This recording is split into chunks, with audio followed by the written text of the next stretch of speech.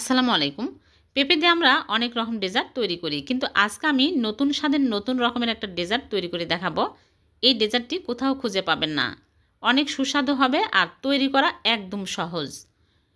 কম উপকরণ দিয়ে এই ডেজার্টটি তৈরি করে দেখাবো। তাহলে চলুন দেখে নিই। প্রথমে এখানে একটা পাকা পেঁপে নিয়েছি অর্ধেকটা। তারপরে এরকম করে আমি খোসা ছাড়িয়ে কেটে নিয়েছি। নিয়ে একটা গ্রেটার দিয়ে গ্রেট করে নিচ্ছি। পেঁপে কিন্তু বেশি পাকা নেবেন না, একটু শক্ত টাইপের নেবেন, তাহলে এই ডেজার্টটি বেশি টেস্টি হবে, খেতে ভালো লাগবে। সবগুলো আমি গ্রেট করে নিয়েছি, এরকম হয়েছে। এখন আমি চুলায় প্যান বসিয়ে চিনি দিয়ে দিচ্ছি 1/4 কাপ। চিনি দিয়ে আমি ভালো করে নেড়েচেড়ে ক্যারামেল করে নেব।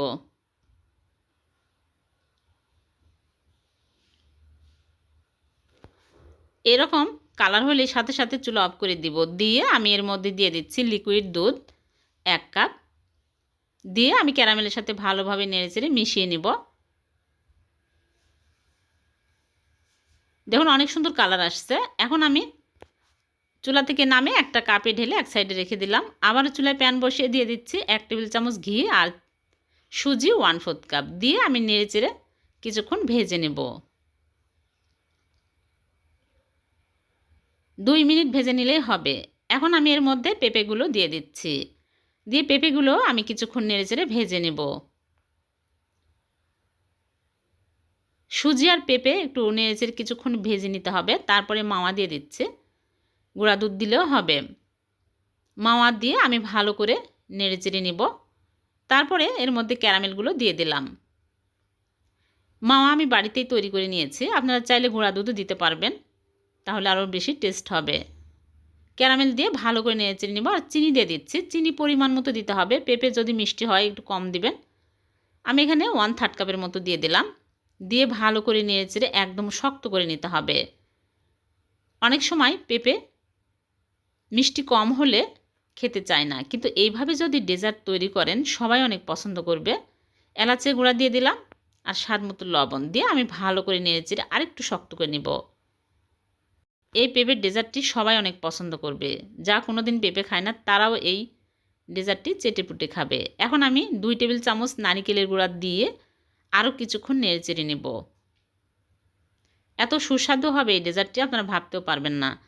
পেঁপে দিয়ে যে এত মজার ডেজার্ট তৈরি হবে। ঘি আরও 1 টেবিল চামচ দিয়ে দিলাম। ঘি বেশি দিলে আরও টেস্ট বেড়ে যাবে। ঘি দেওয়ার চেষ্টা করবেন। এখন আমি ভালো করে নেড়েচেড়ে, শক্ত হয়ে গেছে, চুলা থেকে নামিয়ে নিব। ঠান্ডার পরে আরও শক্ত হয়ে যাবে। এখন আমি একটা মোল্ডে ফয়েল পেপার বিছিয়ে নিচ্ছি। ফয়েল পেপার দিলে তাড়াতাড়ি এই বরফিটা তোলা যায়। আপনারা চাইলে প্লেটও নিতে পারবেন।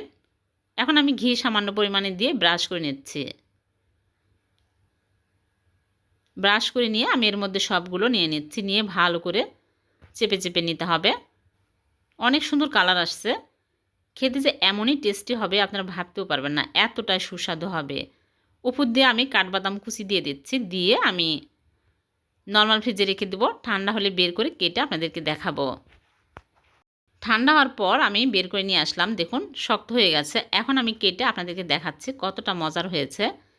পেঁপে দিয়ে যে এত সুস্বাদু একটা ডেজার্ট তৈরি হবে আপনারা বাড়িতে অবশ্যই ট্রাই করবেন। ভিডিওটি ভালো লাগলে লাইক কমেন্ট শেয়ার করতে ভুলবেন না। আপনাদের একটা লাইক কমেন্ট আমাকে অনুপ্রাণিত করে। আবারও দেখা হবে এরকম নতুন কোনো রেসিপিতে। সে পর্যন্ত ভালো থাকবেন, সুস্থ থাকবেন। আল্লাহ হাফেজ।